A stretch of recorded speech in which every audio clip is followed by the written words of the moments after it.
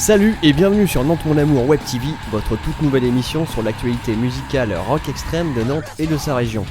Nous consacrons cette première émission au magasin Ifern & Naoned, disquaire métal et hardcore, présent sur Nantes depuis 2003. Nous rencontrons Guillaume le gérant.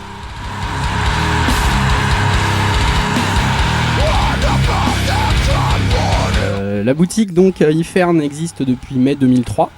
Elle est partie en fait du simple constat que Nantes ne disposait pas de boutique spécialisée métal. Comme on n'est jamais mieux servi que par soi-même, je me suis dit que pourquoi pas tenter l'aventure, c'était une belle opportunité. Donc projet lancé, voilà, ouverture, mai 2003, et puis 5 ans sont passés et nous voilà aujourd'hui.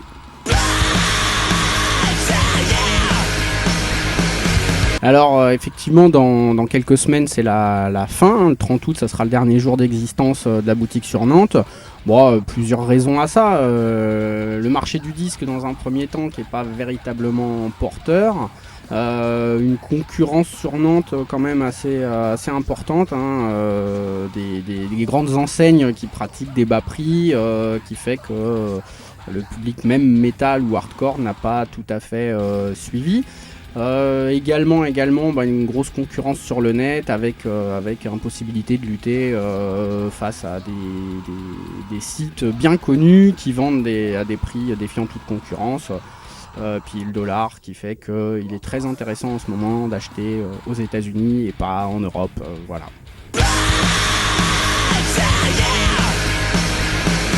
Effectivement, après 2 ans et quelques mois d'existence sur Nantes, j'avais pris la décision de bouger la boutique ici, à Rezé. C'était le seul endroit où les loyers étaient moins chers, car il faut savoir qu'en plein centre de Nantes, trouver une boutique avec une bonne surface, pas mal située, c'est un coût qui n'était déjà pas tout à fait supportable par le volume de vente quand j'étais près du CIO dans le quartier du Champ de Mars là à Nantes.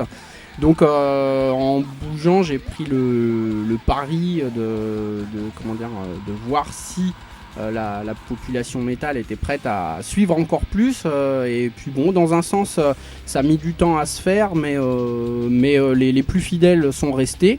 Comme les plus fidèles, ce sont ceux qui font le plus gros volume d'achat, la base même de la boutique restait. Ça m'a permis de continuer 3 ans de plus ici. Et puis là, non, c'est pas lié au déménagement si la boutique ferme. C'est vraiment une conjoncture sur le marché du disque. Et rien à voir avec le déménagement, puisque les plus motivés ont suivi. Rezé, ce n'est qu'à 20 minutes de tram du centre de Nantes. C'est pas inaccessible non plus, puisque je suis à 5 minutes d'une porte du périph'. Il y a encore beaucoup de gens qui viennent, c'est pas suffisamment, mais il y a encore beaucoup de gens qui viennent, donc ça montre que c'était quand même pratique. Et puis ça offrait une surface de vente double en superficie avec une meilleure exposition, c'était plus pratique, c'était plein d'avantages quand même à être ici.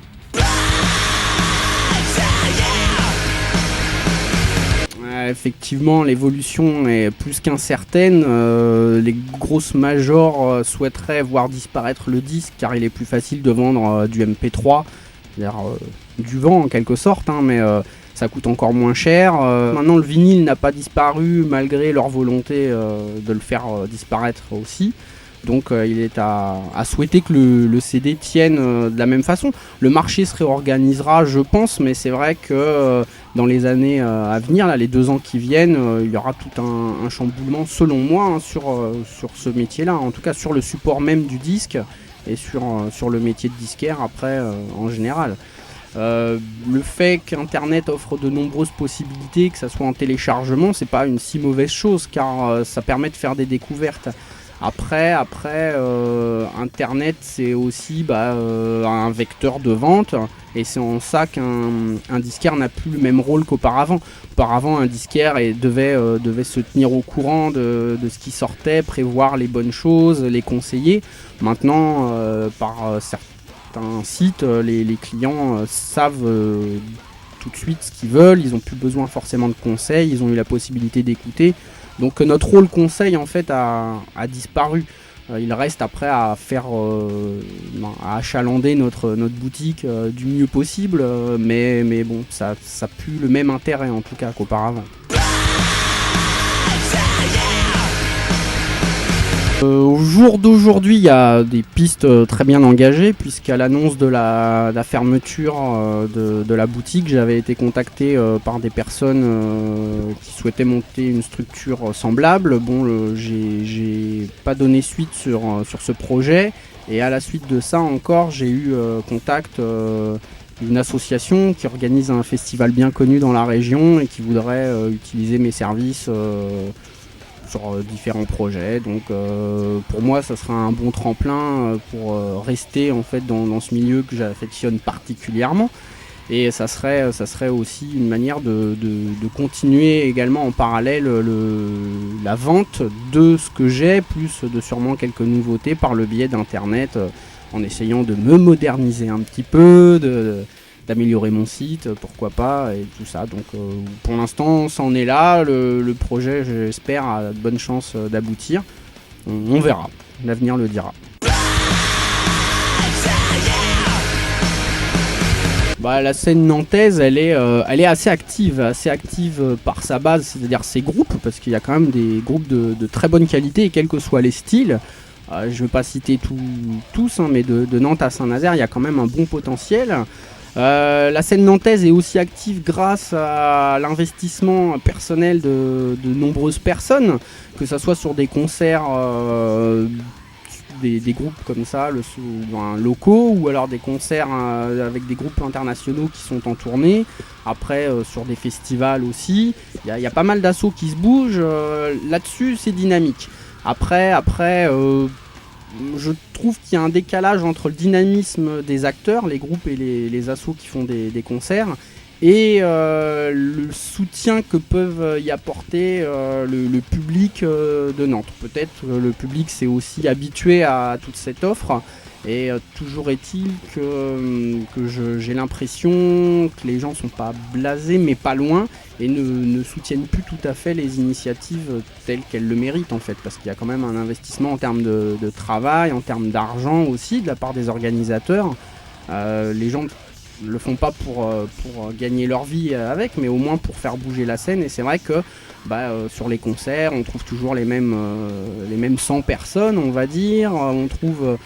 On trouve toujours les mêmes qui se bougent. Après, il y a quand même un public plus important que ça sur Nantes, et qui mérite, qui pourrait faire un petit peu plus, je pense. Et Nantes a un potentiel, reste plus qu'à le faire valider par son public, je pense.